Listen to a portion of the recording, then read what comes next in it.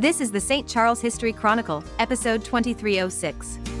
St. Charles and the 1933 Chicago World's Fair, with Paul DeRica, Director of Exhibitions, Chicago History Museum. Brought to you by the St. Charles History Museum in St. Charles, Illinois. Good morning. I think it's still morning. It's not quite afternoon yet. This is Steve Gibson, president of the St. Charles History Museum, and this is the St. Charles History Chronicles podcast. I'm here today, as always, with my co-host, Eric Krupa, collections manager. Eric, how you doing today? Doing all right on this great morning afternoon. Also joining us today on the phone is Director of Exhibitions for the Chicago History Museum, Mr. Paul DeRica. Good morning, Paul. Hi, how are you? I'm doing all right. It's a pleasure to have you on there. Yeah, we got a good connection, everything going good, so we're going to keep our fingers crossed here that nobody walks in the door and interrupts us. I'm going to kind of turn this over to Eric because Eric is pretty much the person who's done the footwork on this. And today, basically, we're going to talk about this is kind of an introduction to the next exhibition we've got going on, which is the 1933 Chicago World's Fair.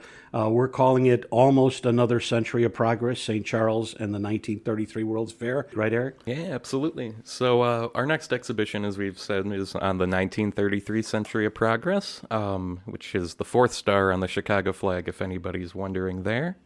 What we're focusing in on for this podcast is a little bit of a treat because we're going to be talking about the Homes of Tomorrow, which was the kind of futuristic portion of the fair, which showcased new building materials such as masonite, raw stone, and just other kind of unique architectural quirks.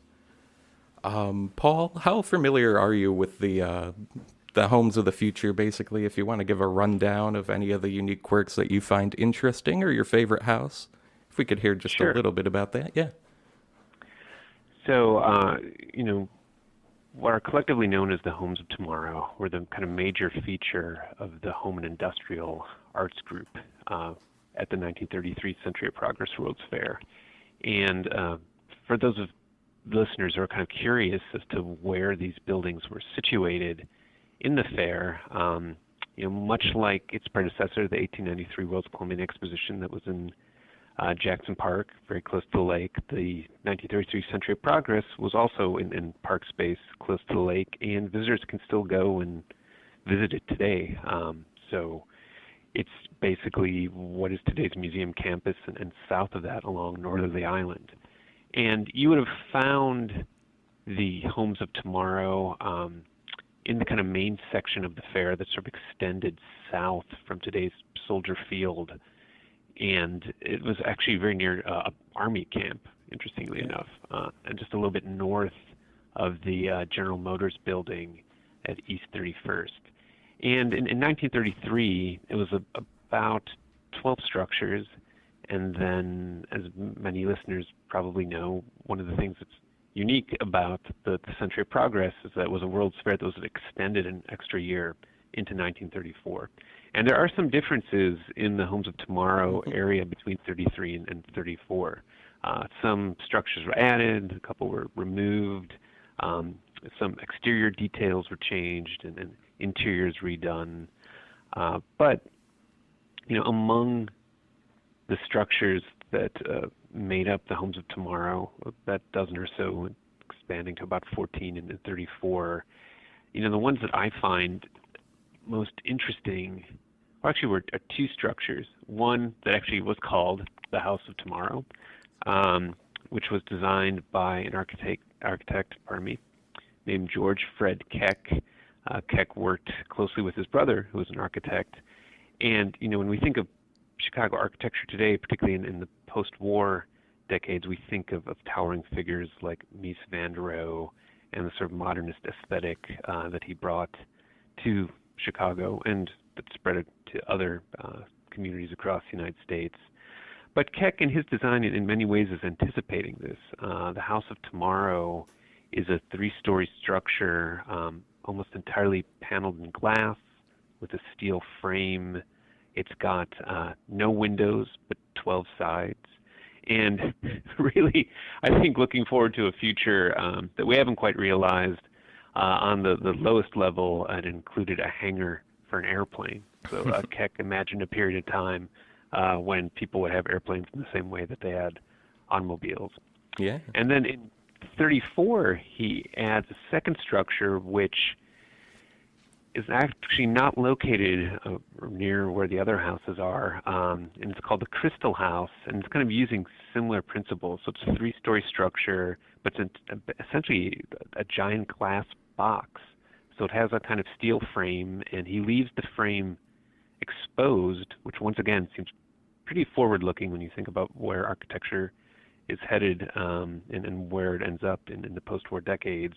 And it has to have like large, plate glass on the different levels.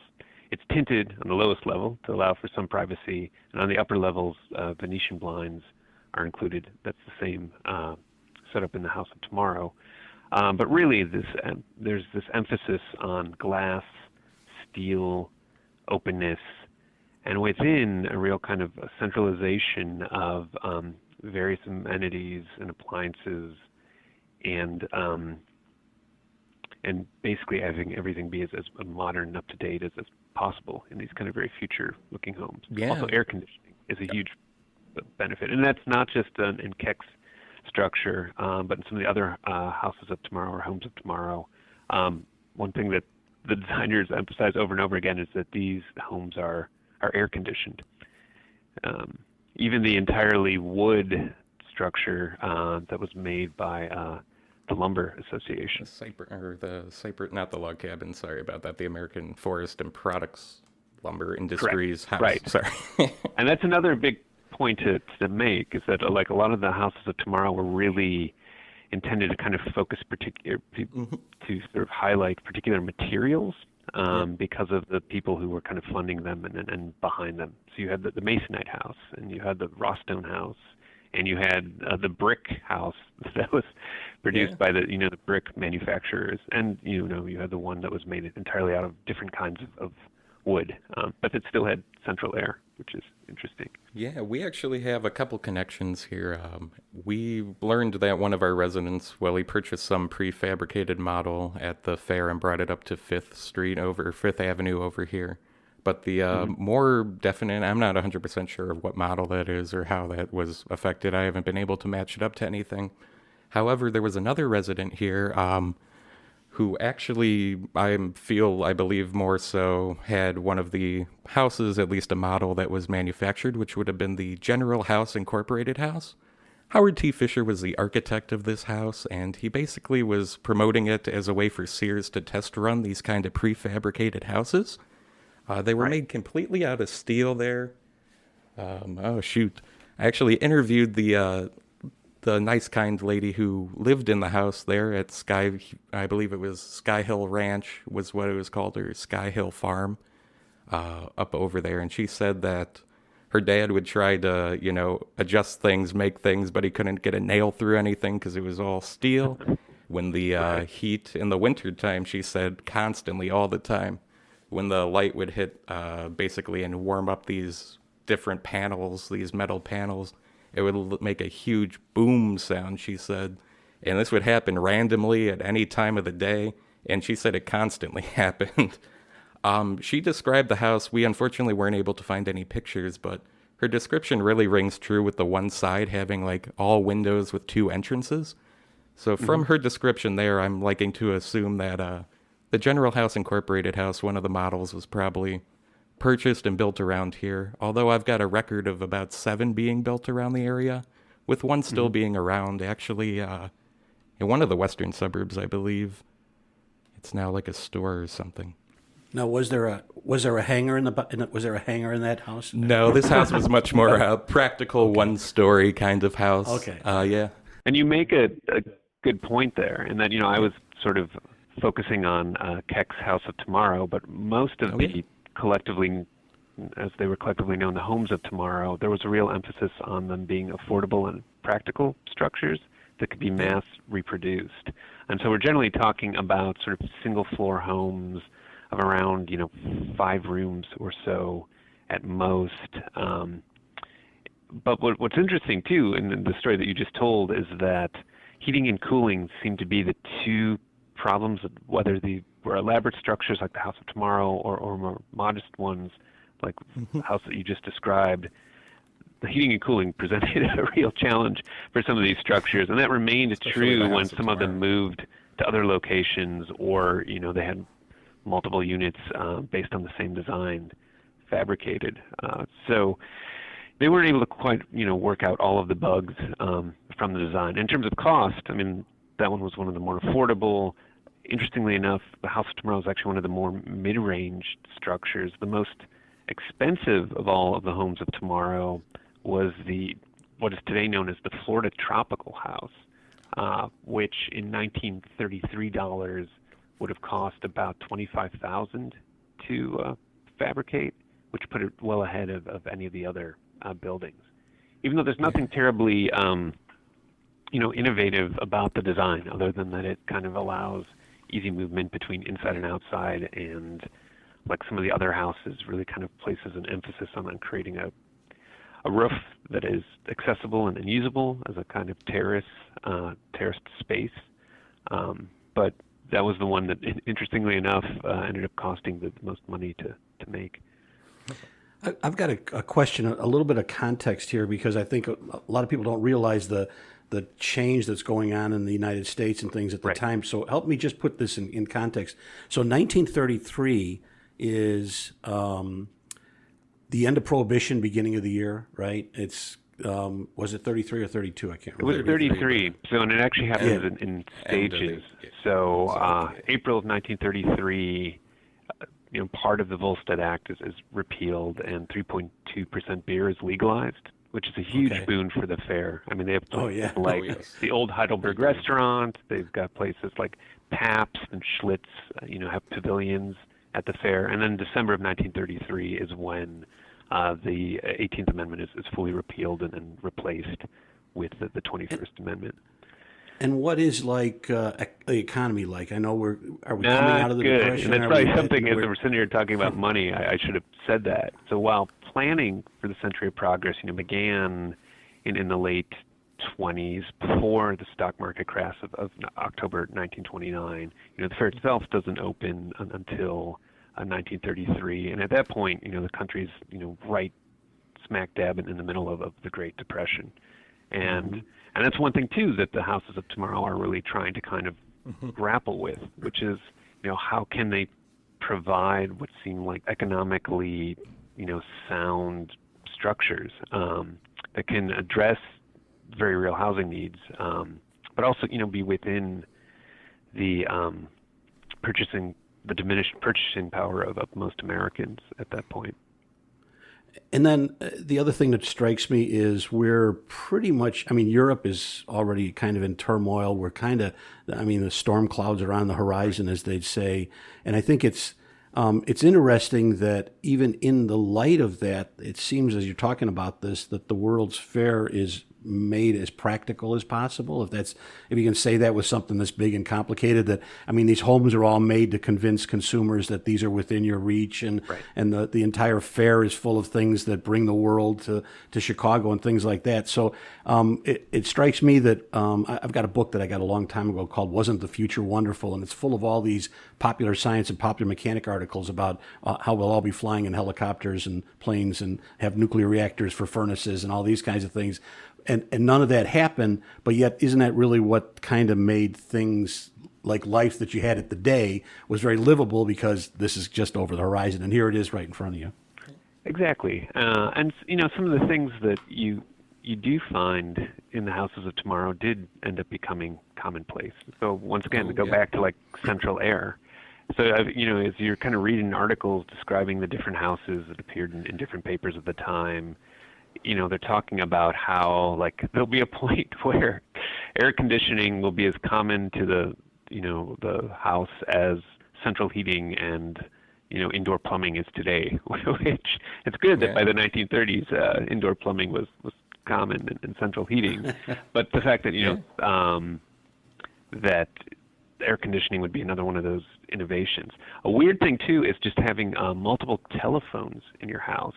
So one thing that I discovered kind of going back and doing some research to prepare for this and looking at old newspapers is that the Illinois Bell Company basically supplied a lot of the different houses with phones, And one of the things that they were emphasizing is that you could have like multiple phones within your home.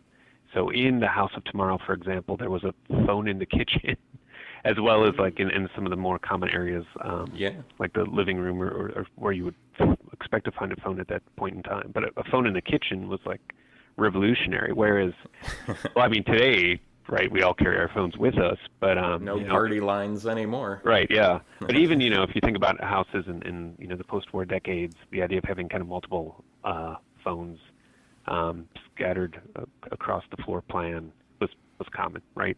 Growing up, we had a phone in our kitchen in the house as well as in a couple other places. Another feature of the House of Tomorrow, actually, it was furnished by a local company called the Howell Company here. Right. It was chrome tubular steel furniture. It was actually produced in Geneva up until 1934.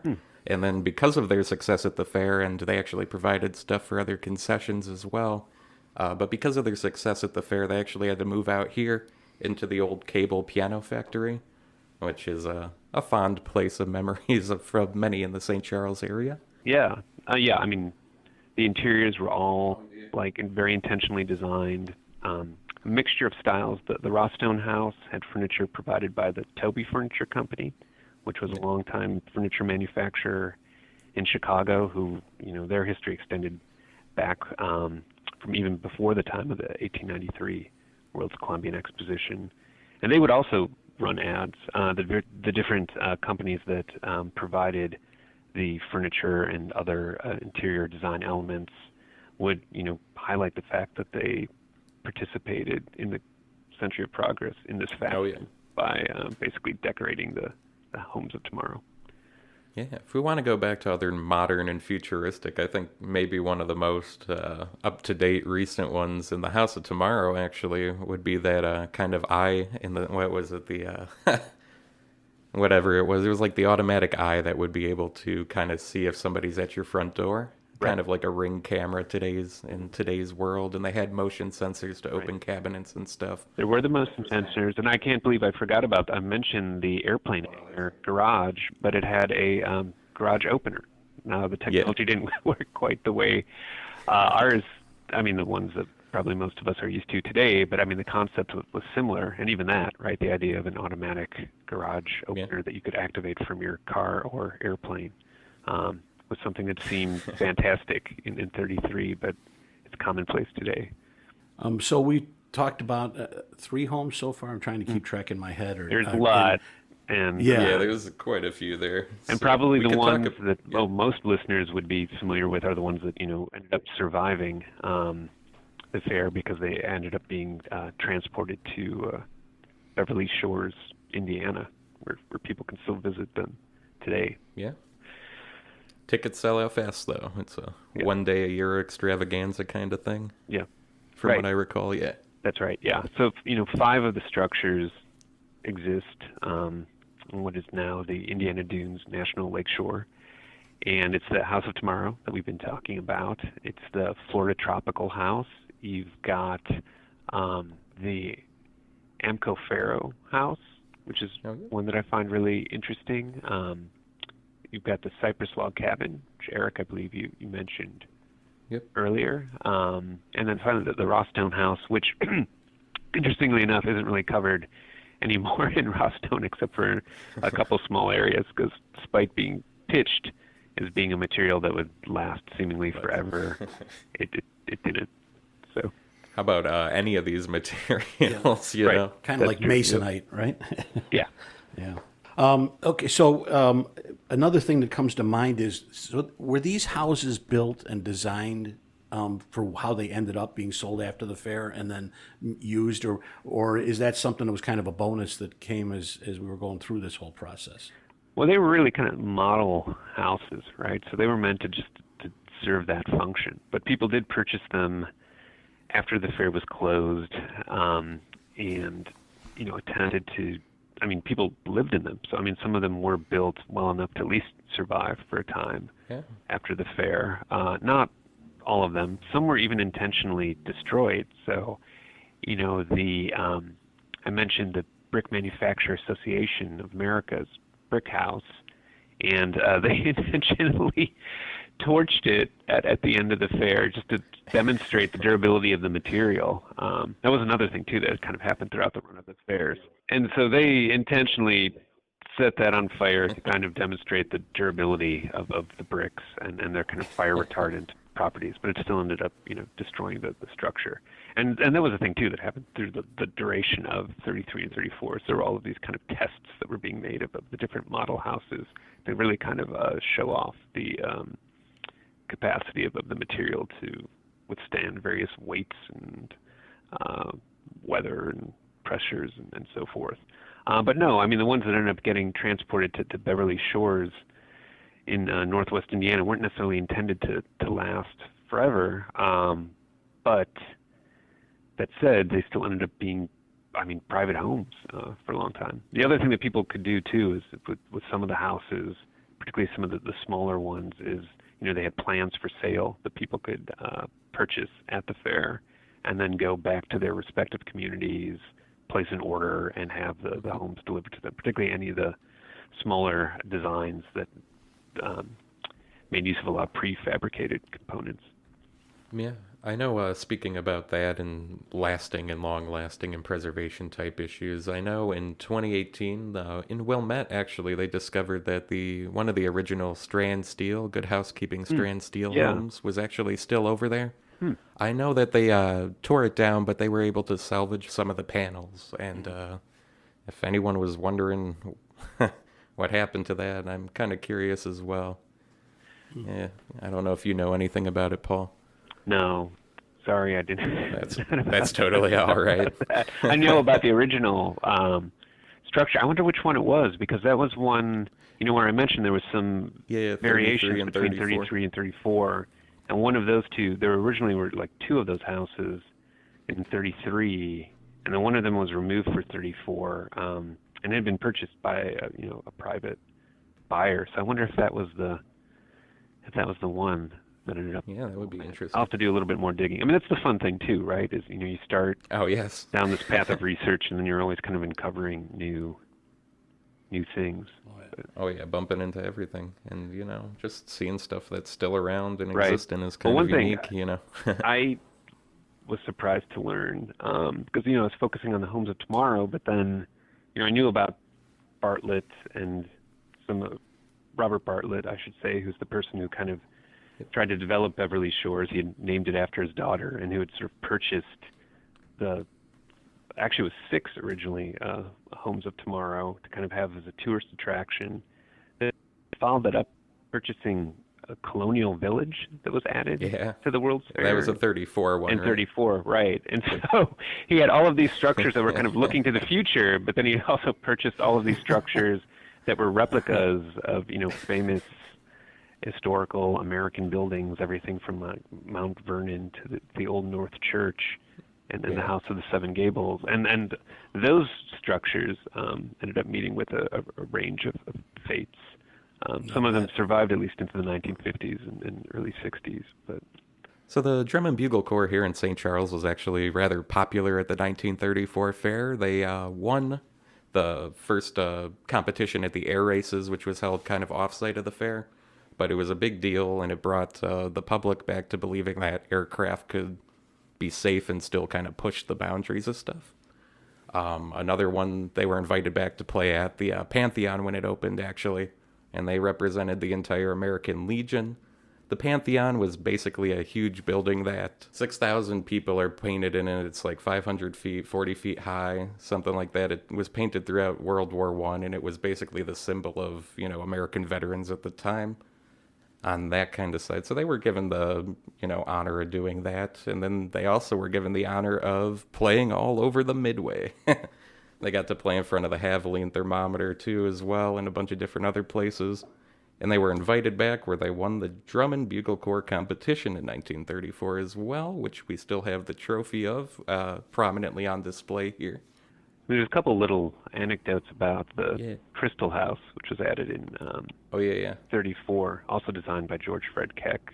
Because they actually changed his House of the Future, too, and they, right for 34, like, he kind of lost ownership of that, correct? Yeah, and they added copper panels to the House of Tomorrow on the exterior and redid the the interior. But the Crystal House, in the summer of 34, one of the more prominent visitors to the Century of Progress is the First Lady, Eleanor Roosevelt. And she claims that she's just coming on vacation and just wants to be a private citizen, but of course she gets kind of followed by journalists her entire time at the fair.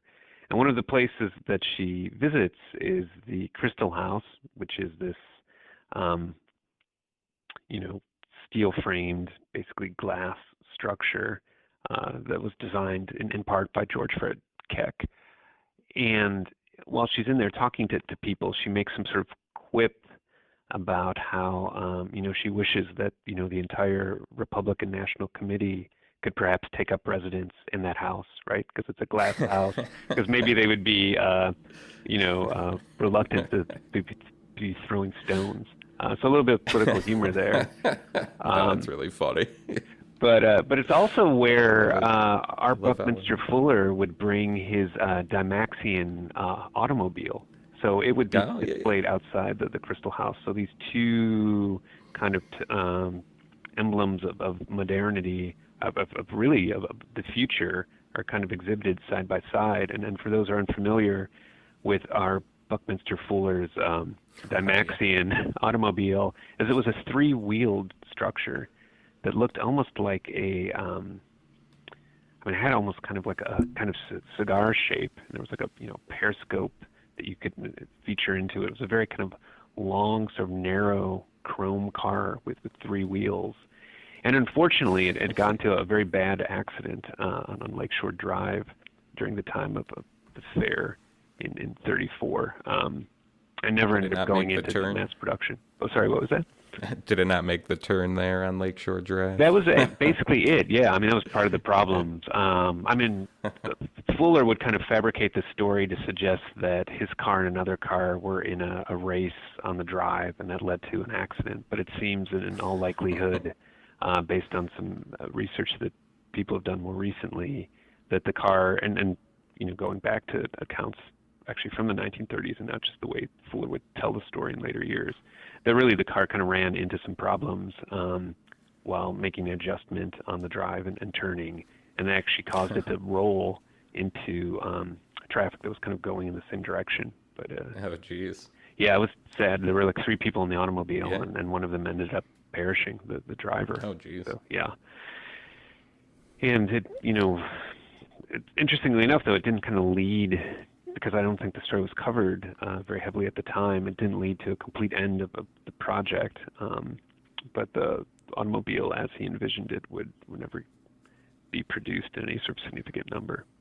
Cigar with a fin. Basically, right. So, yeah, and then he had a dream of it flying at some point, so I guess it would have been the perfect car for Keck's House of Tomorrow. Yeah, there you go. With its airplane hanging on the lower level. That's right. What could have been? Yeah. What a future we could helipad on the roof, and you're right. all set. So in terms of legacy, then, if we can kind of talk about it, because I think of, I was on the Historic Preservation Commission here in St. Charles, and you see how certain things, Frank Lloyd Wright specifically, the prairie-style homes, became really popular, but each style of home has its day. It seems like Gothic and Craftsman and all of these, different styles of homes become. But the thing that doesn't seem to me to take off, at least in the 1930s and 1940s, are these super futuristic things. I mean, the next kind of big thing that I think of is the mid-century modern stuff that comes out in the 50s, which couldn't have been any more different from the risk-taking of the stuff that they saw at the World's Fair. So is it really, does it end up being the ingenuity and the engineering that goes into the interiors and those kind of things that gets incorporated, and the outside kind of becomes left to the future? Is that what it looks like to me? Yeah, I mean, I think that the most immediate impact is really kind of on interior design and on improved appliances and improved heating and cooling systems. Exterior design takes longer. But once again, you have to kind of put yourself back in the moment. So 1930s, Great Depression. By the early 1940s, the United States is involved in the global conflict, World War II. So, it's not really until those post-war decades that architects began returning to some of the design principles that were first explored in, at events like the 33 Century of Progress World's Fair or the slightly later 1939 New York's World's Fair, and began applying them once again. So, those kind of two global events really, impact the history of architecture and design. So, I think the kind of immediate effect and perhaps the most lasting legacy has to do with the way in which these spaces kind of changed interiors. But there still is something to be said for the way in which they impacted later design on exteriors as well. I mean, definitely the sort of open floor plans that you find in some of these houses, with a real strong emphasis on, floor-to-ceiling glass and windows. I mean, that's something that you'll find in future decades. The idea of kind of spaces, board and batten, or right. Those kinds of materials out there. Right. I remember as a. Sorry. I was just going to say, I remember as a kid going to the Museum of Science and Industry, and a large portion of the exhibit was modern appliances. I mean, the kitchen of tomorrow, I think, was still there in the building. That basically that was and it's funny today. I don't know that we would think the same thing. It just doesn't sit in the cultural consciousness that, hey, this is the kitchen of tomorrow. A lot of people could imagine no kitchen tomorrow, right? Right. Well, that's where the roots came from in 33, but in 39 it was much more the Futurama kind of type stuff was much more popularized, and that's when things really took off in a way. But we can trace those roots back to places like the House of Tomorrow and stuff like that, with those wonderful quirky inventions that became staples and some that didn't. Oh yeah, Paul, we also heard that you guys have a new exhibit coming into town there, actually on the 20th, right? That's right. So Saturday, May 20th, the Chicago History Museum is opening a new exhibition, Back Home, Polish Chicago.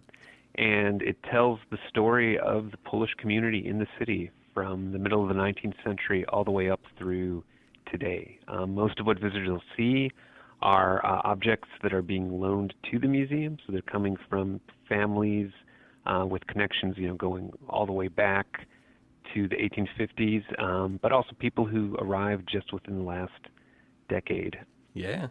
Great. Well, Paul DeRica, Director of Exhibitions for the Chicago History Museum, we really want to thank you for talking to us today. This is fantastic, and I think everybody's going to find this pretty interesting. Oh, yeah, absolutely. Especially as a tie-in to the You got such great detail and in-depth knowledge of this. We really appreciate you kind of bringing it in and being able to speak about it so eloquently. Yeah, this was a lot of fun. Thanks so much. And looking forward to coming out to St. Charles and seeing your exhibition. Oh, thank you so much. That'd be fantastic. Anytime. Great. Well, thank you very much, Paul. Okay, have a good weekend. Have a great Take rest care. of the day. All right, you too. Yeah. Bye. Bye. And we'd like to thank all you listeners out there for tuning in today. Steve and I will be continuing the St. Charles History Chronicle podcast. We will also be updating you guys with events coming up around the 1933 exhibition. It is not too late to start signing up for the gala. In 2023, we will be featuring the 1933 90th anniversary of basically the St. Charles History Museum here. Wow, it all comes together all in crazy. One place. How does that happen? It's almost as if we were a consequence of the fair and centennial. You could, I don't know. Maybe we'll find something out about that if we come to the exhibition here at the museum. And Eric, thanks very much. Thanks for connecting with Paul and bringing him on board here. Of course, he was a fantastic, knowledgeable man. A lot of fun. We'll be back with another podcast hopefully in a couple of weeks. In the meantime, I don't have any other events to let you know about in the short term, but come on in to see us at the museum. We're open Thursday through Saturday from 11 a.m. to 4 p.m. Gift shop is open. We got a couple of new things in the gift shop, including a BPA-free water bottle with a nice logo on it for everybody. So stop in, check that out, and until we see you next time, take care.